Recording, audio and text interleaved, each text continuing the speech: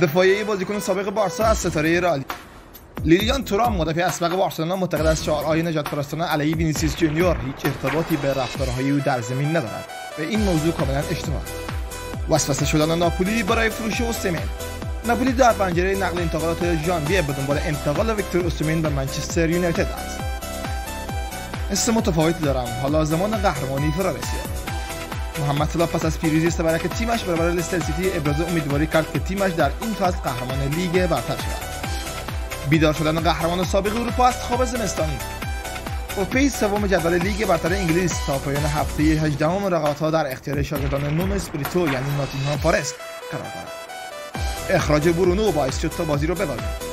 هری مگوایر مدافع منچستر یونایتد اخراج برونو فرناندز در دیدار برابر ولورهمپتون بازی رو به صورت کامل تغییر داد و ما 2-0 شکست خوردیم.